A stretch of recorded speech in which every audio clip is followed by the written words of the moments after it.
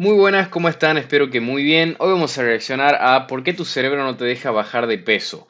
Vamos a ver qué mecanismos emplea el cuerpo cuando llegamos a un cierto porcentaje graso. Para algunas personas un porcentaje mayor, para otras un porcentaje menor. Pero bueno, vamos a ver qué mecanismos realiza tu cuerpo para forzarte a comer más o forzarte a dejar de bajar de peso. Y les voy a estar dejando algunos tips para ustedes para que usen en su definición. Así que vamos con el video. Nunca podrás perder esto si no puedes controlar la pequeña nuez en tu cerebro.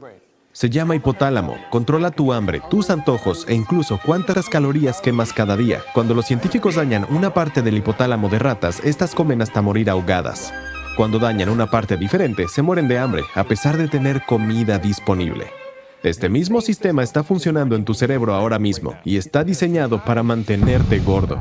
Hace 500 millones de años, la mayor amenaza era morir de hambre. Así que el hipotálamo evolucionó para hacer lo que sea necesario para proteger tus reservas de grasa. El problema, esa antigua programación todavía te controla hoy. No puedes eliminarlo, pero una vez que entiendas las 3 armas que utiliza tu hipotálamo para impedir que adelgaces, sabrás exactamente cómo engañarlo y hacer que la pérdida de grasa se sienta automática.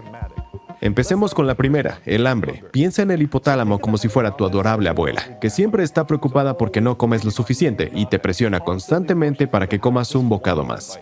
Cuanto más tiempo estés a dieta y más grasa intentes perder, sobre todo esa última capa de grasa obstinada, más insistente se pondrá la abuela. Por eso hacer dieta parece manejable al principio, pero luego se vuelve más difícil. Por fortuna, hay 2 tipos de alimentos que pueden hackear tus señales de hambre. La primera es la proteína. La proteína no es solo para el músculo, es uno de los pocos nutrientes capaces de calmar el hambre desde su fuente. En un estudio, los investigadores duplicaron la ingesta de proteínas de los participantes y mantuvieron todo lo demás igual. Durante las 12 semanas siguientes, sin que se les dijera que restringieran las calorías, ingirieron de forma natural unas 440 calorías menos al día, lo que supuso una pérdida de peso. Lo que pasa con la proteína es que es un excelente macronutriente porque no solo tiene, digamos, tareas directas en el músculo y es importantísima para la síntesis proteica y para ganar masa muscular, sino que también cualquier alimento que tenga mucha proteína es muy saciante. Entonces, para el déficit calórico es importantísimo consumir proteína en todas las comidas que hagas y llegar a, si estás en un déficit calórico, de entre 2 gramos a 2,5 gramos por kilo de peso corporal. Esto se hace muy fácil, tenés que multiplicar 2 por tus kilos de peso corporal en la balanza y eso lo tenés que repartir a esa cantidad de gramos de proteína, la tenés que repartir en el día y lo ideal sería que todas tus comidas tengan algo de proteína para tratar de llegar a esa cantidad de gramos, porque si hacemos un déficit calórico en el cual consumimos muy poca proteína, no solo que vamos a estar perdiendo masa muscular, sino que se nos va a hacer muy complicado seguir ese déficit, seguir bajando, porque vamos a tener muchísimo hambre, no vamos a tener esa parte saciante de la proteína que nos ayuda muchísimo a seguir con el déficit. De unos 5 kilos, casi todos procedentes directamente de la grasa. Ahora viene la parte loca. Cuando pierdes grasa, tu hipotálamo responde aumentando el hambre y disminuyendo la saciedad. Normalmente esto conduce a un aumento de la ingesta de calorías, pero en este estudio, la proteína extra anuló por completo esas señales y mantuvo su apetito bajo control. Pero, ¿de cuánta proteína estamos hablando? Algunas investigaciones sugieren que debes apuntar por lo menos a 30 gramos por comida para anular las señales de tu hipotálamo, y estos son algunos ejemplos.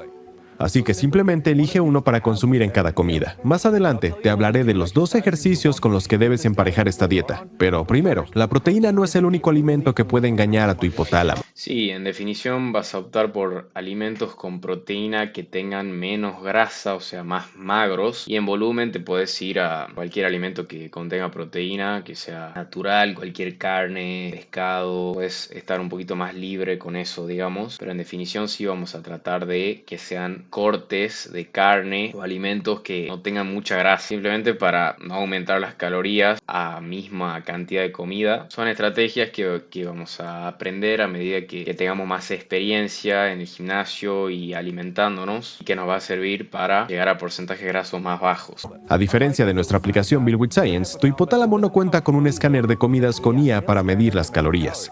Pero una de las cosas que sí mide es el estiramiento. Compara este puñado de papitas fritas con un bol gigante de palomitas. Ambos tienen alrededor de 200 calorías, pero uno va a estirar tu estómago y decirle a tu hipotálamo que estás lleno a pesar de que no has comido muchas calorías. Pero lo importante no es solo la cantidad de comida. En un estudio clásico realizado en 1995, los investigadores alimentaron a personas con diferentes alimentos que contenían la misma cantidad de calorías y luego midieron el grado de saciedad. Los alimentos ricos en agua, fibra y volumen, como las papas, la avena y la fruta, se situaron por encima de alimentos procesados como los croissants o las chocolatinas. De hecho, caloría por caloría, las papas cocidas llenaban 7 veces más que... Sí, o sea, se puede hacer un déficit calórico con alimentos ultraprocesados y mientras estemos llegando a las calorías necesarias para cumplir con el déficit, vamos a estar perdiendo grasa, pero se nos va a hacer casi imposible mantener en el tiempo ese déficit si optamos por alimentos que tienen muchas calorías y que no ocupan mucho espacio en el estómago. Pero te la regalo realmente hacer un déficit con alimentos que no sean tan saciantes, que no tengan mucha fibra, porque es realmente muy difícil. Los croissants.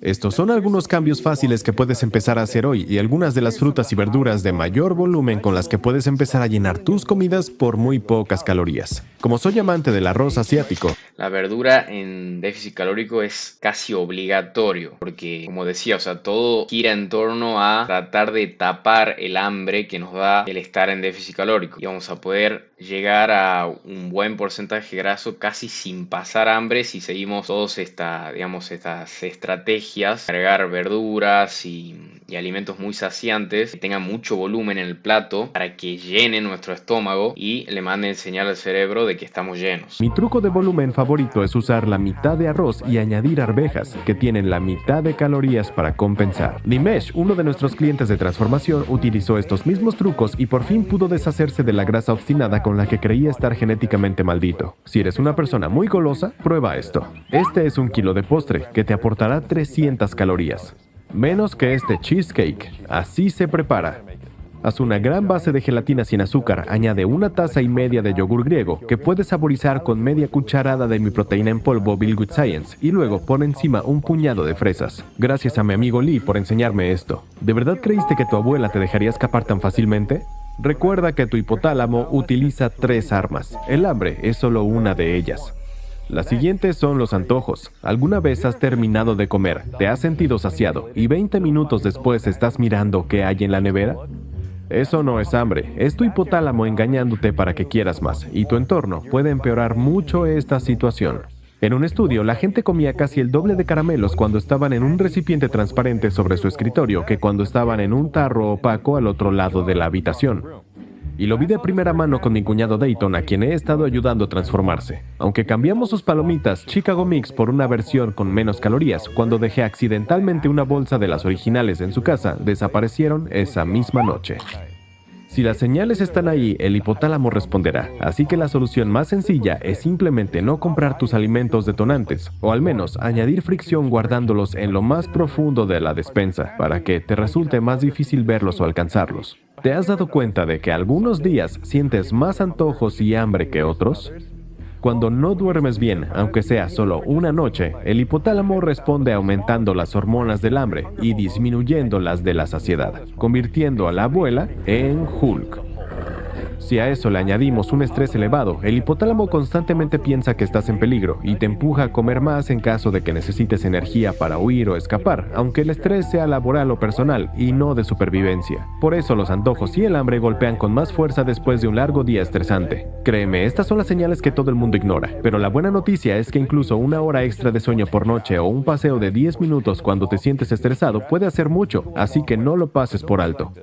Pero la abuela es implacable. Tiene un arma secreta que guarda para el final para sabotearte justo cuando las cosas empiezan a ir en la dirección correcta. Ralentiza tu metabolismo. Cuando empiezas a perder grasa, tu hipotálamo no solo aumenta el hambre, reduce silenciosamente tu actividad sin que te des cuenta.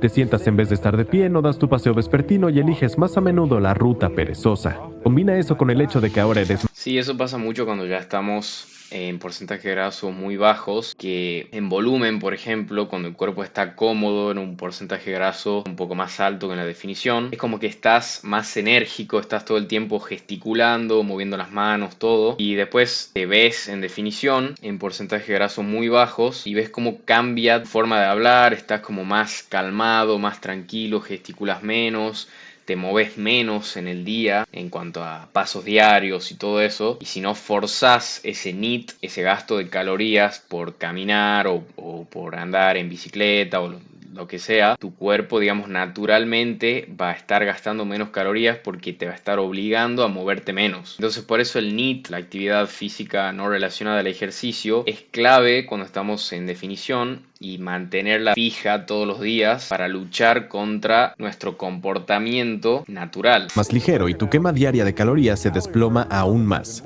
Por eso a menudo las dietas parecen funcionar durante unas semanas o meses y de repente el progreso se detiene. El ejercicio es la clave para defenderte.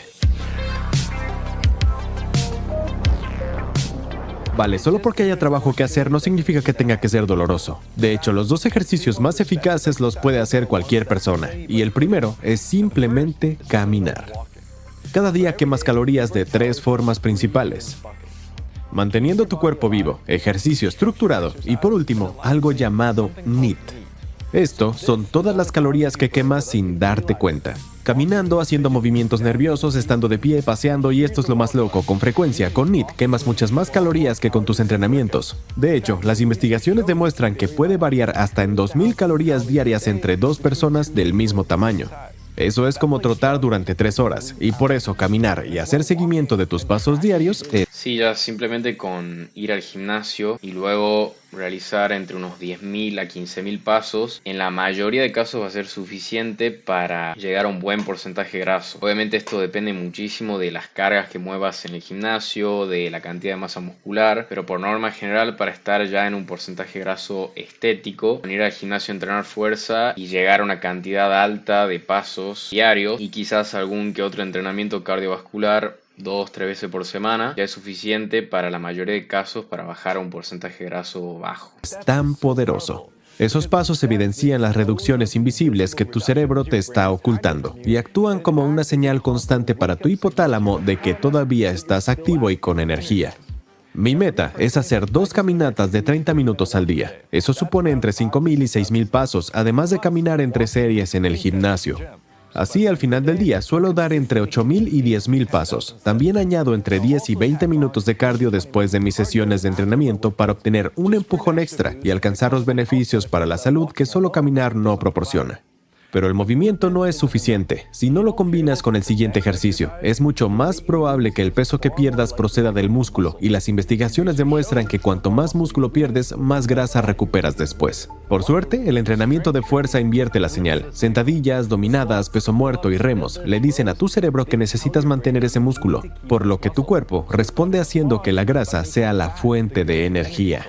Con respecto a cuántos entrenamientos por semana son suficientes, actualmente estamos realizando un experimento comparando 3 frente a 6 entrenamientos por semana y los resultados son bastante interesantes. Así que suscríbete al canal para no perdértelos. Pero incluso solo... Una persona que tiene mucha más masa muscular que otra, no solo que va a tener un metabolismo basal un poco más alto, sino que las cargas que va a mover en el gimnasio van a ser muy superiores a una persona principiante, por ejemplo, y no solo el gasto calórico que va a realizar en su entrenamiento va a ser mucho mayor, sino que después, en los días posteriores, el cuerpo va a gastar muchísimas calorías en tratar de recuperar toda esa masa muscular del entrenamiento. Entonces, una persona entrenada que tenga mucha masa muscular y mucha fuerza, le va a resultar muchísimo más fácil que una persona que no tiene tanta fuerza y no tiene tanta masa muscular a igualdad de porcentaje graso, por ejemplo. Por eso lo más importante de todo es mejorar en el gimnasio y lograr muy buenas marcas en los básicos para que sea, digamos, un ciclo constante de gasto de calorías, de gasto alto de calorías. Y después, cuando quieras definir, te va a ser muchísimo más fácil, no vas a pasar prácticamente hambre para llegar a un porcentaje graso estético. Después de, no sé, si queremos seguir bajando de un 10-9% de grasa, ahí sí vamos a empezar a sufrir el hambre, pero la mayoría de gente con un 9-10% de grasa ya se ve muy estético y no va a hacer falta bajar más, a no ser que quieras competir o, no sé, tengas algún objetivo estético. La forma más segura de hacerlo es intentar no perder más de 0.23 a 0.68 kilos de grasa por semana, lo que equivale a un déficit de entre 3 300 y 700 calorías por debajo del... Sí, lo ideal sería perder como mucho, más o menos unas 500 calorías por semana. Depende en qué nivel de porcentaje graso estás. Si estás un poquito más elevado, esta métrica viene perfecto. Pero si estás ya acercándote al 10%, quizás hasta tengas que bajar menos de 500 gramos a la semana. O sea, cada vez que nos acercamos a un porcentaje graso bajo, vamos a tener que bajar menos todavía por semana para no comprometer la pérdida de masa muscular. Así que bueno, este fue el video de hoy. Espero que les haya servido, les haya gustado. Si es así, dejen su like y suscríbanse al canal. Y saben que en mi perfil de Instagram tienen mi WhatsApp para asesorías personalizadas conmigo. Así que nada, nos vemos en el próximo video.